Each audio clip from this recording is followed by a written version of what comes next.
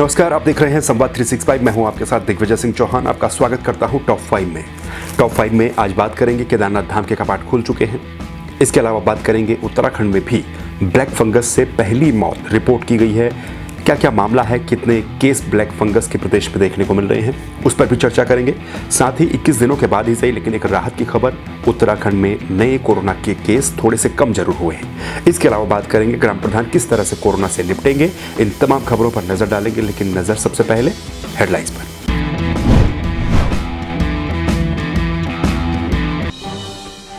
सुबह 5 बजे खुले 11वें ज्योतिर्लिंग भगवान केदारनाथ धाम के कपाट। प्रधानमंत्री के नाम से करवाई गई पहली पूजा और रुद्राभिषेक। मुख्यमंत्री ने जताई प्रसन्नता। उत्तराखंड में ब्लैक फंगस से हुई पहली मौत। ऋषिकेश एम्स में व्यक्ति ने तोड़ा दम। अब तक कुल 22 लोगों में हो चुकी है ब्लैक फंगस की पुष्टि। उत्तराखंड में 21 दिनों के बाद कोरोना के नए मामलों में आई गिरावट। 24 घंटे में 4,496 नए मरीज, तो वहीं 188 लोगों की मौत ने बढ़ाई चिंता। उत्तराखंड में फिर देखने को मिल रही है वैक्सीन की कमी। कई जगहों पर वैक्सीनेशन केंद्र हुए बंद। 18 से 44 साल तक के लोगों के स्लॉट के लिए मारामारी। गांव में कोरोना से लड़ने के लिए ग्राम प्रधान और नियंत्रण समितियां करेंगी काम। गांव-गांव में करवाई जाएगी कोविड-19 की सैंपलिंग। ग्राम प्रधान को दी गई जिम्मेदारी।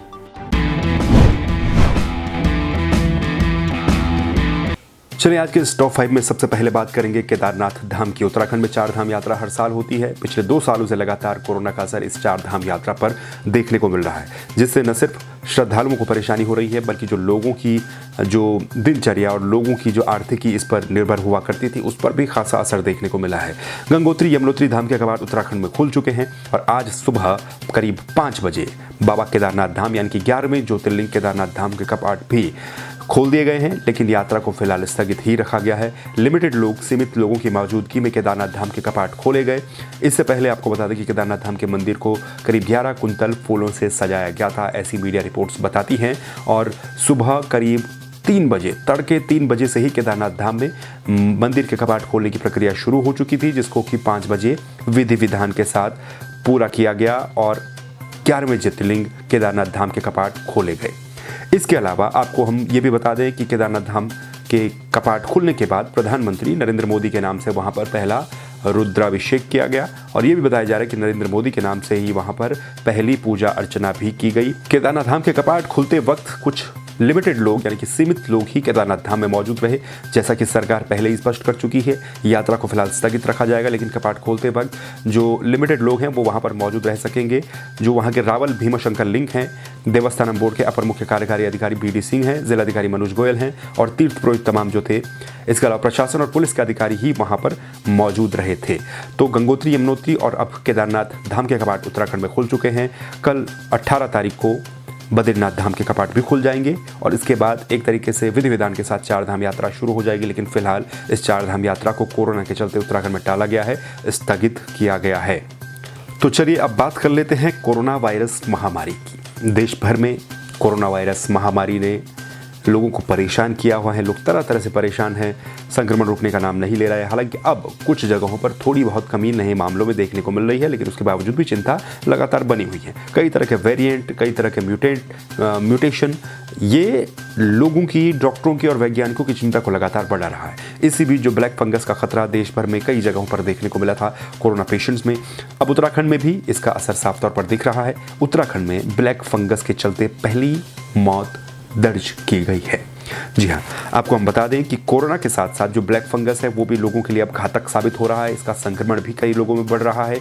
मरीजों में तो इजाफा हो ही रहा है, लेकिन जो कोविड पेशेंट ब्लैक फंगस से पीड़ित हो रहे हैं उनकी संख्या भी अब धीरे धीरे बढ़ रही है।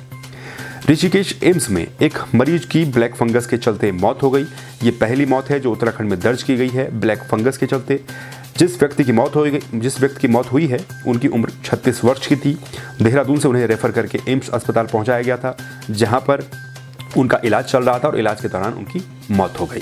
ये बताया जा रहा है कि मरीज डायबिटिक थे, इस वजह से उन्हें ब्लैक फंगस की समस्या देखने को मिली। कल हमने आपको सुनाया था डॉक्टर महेश कुड़ियाल किस तरह से ब्लैक फंगस के बारे में जानकारी दे रहे थे। तो अब इसी तरह से अब तक कुल 22 व्यक्तियों में उत्तराखंड में इस बीमारी की पुष्टि हो चुकी है। यानी कि कोरोना ठीक होने के बाद या फिर कोरोना के दौरान ही जिन लोगों में ब्लैक संक्रमण हो जाता है, ब्लैक फंगस संक्रमण हो जाता है, उन लोगों की संख्या अब 22 हो चुकी है। इसमें से 11 की उम्र 50 साल से अधिक बताई जा रही है, जो डॉक्टरों ने जानकारी दी है। एम्स ऋषिकेश में एक व्यक्ति की मौत हुई है। वहाँ से बताया गया कि करीब 17 मरीजों में कुछ दिन से ब्लैक फंगस की पुष्टि वहाँ पर हुई है। इनमें 7 ऐसे मरीज हैं जो पहले से ब्लैक फंगस से ग्रसित होने के बाद उपचार के लिए वहाँ पर आए थे।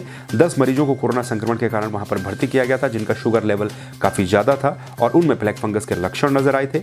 इसके अलावा उन्होंने ये बताया कि एक मरीज की मौत हो चुकी है, जबकि 16 मरीजों का उपचार एम्स ऋषिकेश में चल रहा है। ये भी जानकारियाँ मिल रही कि ब्लैक फंगस से जो व्यक्ति ग्रसित है, यानी कि जिन लोगों में ब्लैक फंगस का संक्रमण वहाँ पर एम्स में देखा जा रहा है, उनके लिए अलग से वार्ड बनाने की प्रक्रिया भी वहाँ पर चल रही है। तो ये एक और चिंता की बात ये कि उत्तराखंड में भी पहले तो ब्लैक फंगस ने दस्तक दी, कुछ केस सामने आए, कुछ केस इसमें ऐसे थे जो कि उत्तर प्रदेश से उपचार के लिए यहाँ पर पहुँचे थे और अब ब्लैक फंगस से पहली मौत ने चिंता बढ़ा दी है। चलिए, तो कोरोना संक्रमण के बीच एक राहत की खबर भी उत्तराखंड के लिए सामने आई है। ये राहत की खबर कोरोना के नए मामलों में सामने आई है। उत्तराखंड में पिछले 24 घंटों में जो कोरोना के मामले सामने आए, वो पिछले 21 दिनों में सबसे कम कोरोना के मामले थे। हमने आपको कल भी एक रिपोर्ट के माध्यम से बताया था कि किस तरह से देश में और उत्तराखंड में पिछले कुछ दिनों में, यानी कि पिछले खासतौर पर 4-5 दिनों में कोरोना के जो केस हैं उनमें गिरावट देखने को मिली है, इस ग्राफ में गिरावट देखने को मिली है। लेकिन दूसरी तरफ हमने आपको ये भी बताया था कि जो मौत के आंकड़े हैं वो लगातार बरकरार हैं उसी स्पीड पर, जो कि चिंता भी बढ़ा रहे हैं।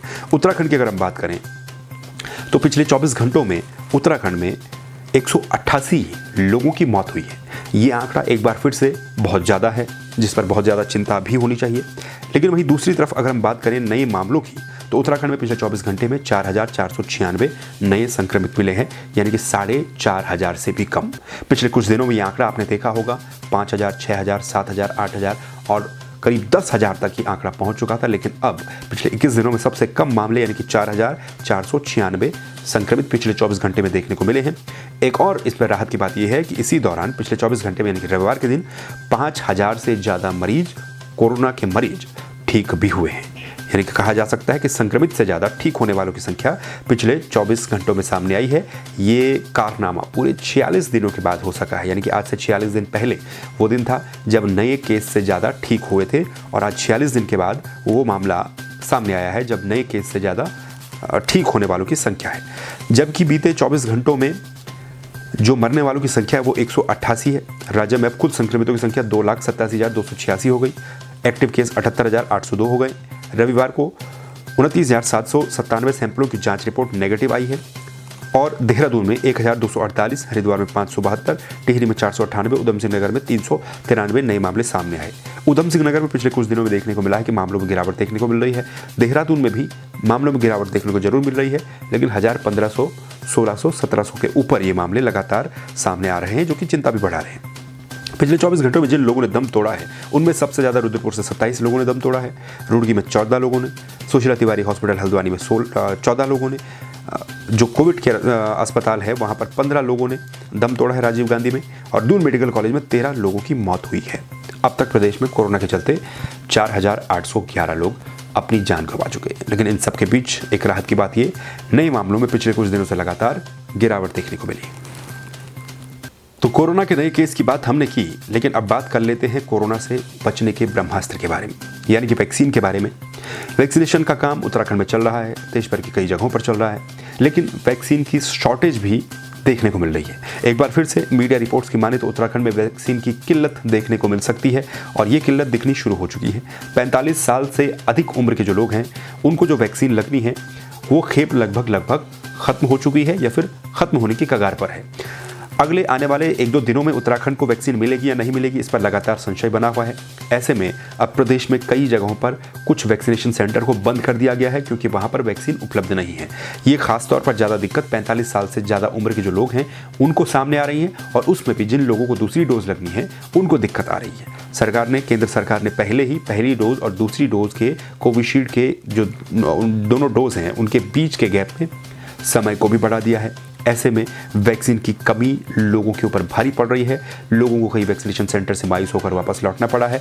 ये वैक्सीन की कमी कब तक पूरी होगी कुछ कहा नहीं जा सकता है, क्योंकि देश भर में ही वैक्सीन की किल्लत देखने को मिल रही है। उत्तराखंड सरकार लगातार ये बात कह रही है, कोशिश कर रही है कि हम लगातार वैक्सीन को आयात करेंगे विदेशों से। अब डायरेक्ट हम उसको वहाँ से ख़रीद करके लाएंगे, लेकिन वो कब तक आएगी इस पर भी अभी स्थिति स्पष्ट नहीं है।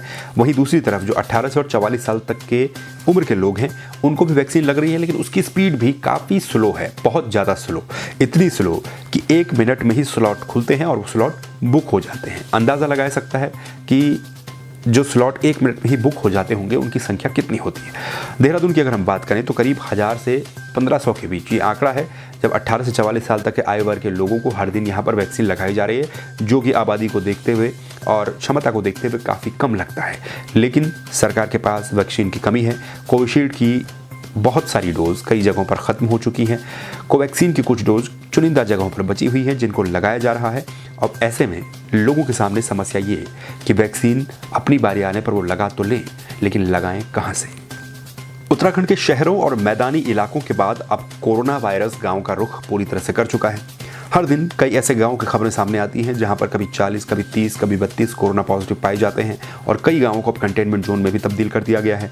कई जिलों में, पहाड़ी जिलों में स्थितियां अब ये हो चुकी है कि लगातार वहां पर कोविड के केस बढ़ते ही जा रहे हैं। लेकिन इसी बीच कुछ गाँव ऐसे भी हैं जहाँ पर लोग वायरल बुखार से भी संक्रमित हैं। कई तरह की दिक्कतें पहाड़ों में है, गाँव में है। अब इन तमाम दिक्कतों से लड़ने के लिए, कोरोना से लड़ने के लिए ये कहा गया है कि ग्राम प्रधान अपने गांव की जांच के जिम्मेदार होंगे। वो अपने गांव की कोविड सैंपलिंग करवाएंगे जिला प्रशासन से कह करके। गांव में सरकारों ने जो पंचायत समितियां बनाई थी, कोविड नियंत्रण समितियां बनाई थी, जिनमें कि आंगनबाड़ी वर्कर्स हो गई, महिला मंगल दल या फिर युवक मंगल दल, ग्राम प्रधान, इस तरह के लोग हर गाँव में समितियों में बनाए गए हैं। वो लोग अब पूरी व्यवस्था करवाएंगे कि गांव में किस तरह से कोविड सैंपलिंग होगी और अगर उस सैंपलिंग के बाद कोई पॉजिटिव आता है तो उसको किस तरह से ट्रीटमेंट देना है, यानी कि उसे कोविड केयर सेंटर पहुंचाना या फिर अस्पताल पहुंचाना है, ये पूरी जिम्मेदारी प्रधान की होगी। तो प्रधानों से ये कहा गया है कि कोविड जांच के लिए तुरंत ही वो जिला प्रशासन से अपनी मांग जिला प्रशासन को दें, जिला प्रशासन से मांग करें, संक्रमित व्यक्तियों को आइसोलेशन वार्ड या फिर अस्पताल भेजने की व्यवस्था करें। ये इस संबंध में पंचायत राज सचिव की तरफ से आदेश जारी कर दिए गए हैं, ऐसा बताया गया है।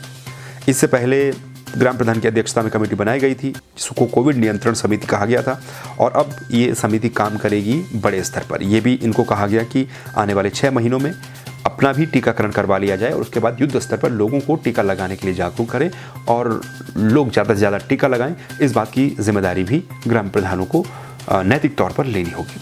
तो ग्राम प्रधान गांव में व्यवस्था करेंगे, अपने गांव की सैंपलिंग करवाएंगे।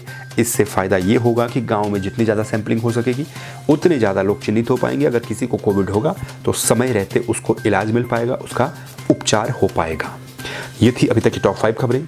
इन खबरों को लेकर आप क्या सोचते हैं कमेंट कर सकते हैं, अपनी राय हमें दे सकते हैं और इसी तरह की खबरों के लिए आप लगातार बने रहिए संवाद 365 के साथ। सब्सक्राइब कर लीजिए, लाइक कर लीजिए, वीडियो को शेयर भी कीजिए, दूसरों तक भी ये जानकारियाँ पहुँचाइए। फिर मिलेंगे नई खबरों के साथ, नए वीडियो के साथ। तब तक के लिए अपना ध्यान रखिए। नमस्कार।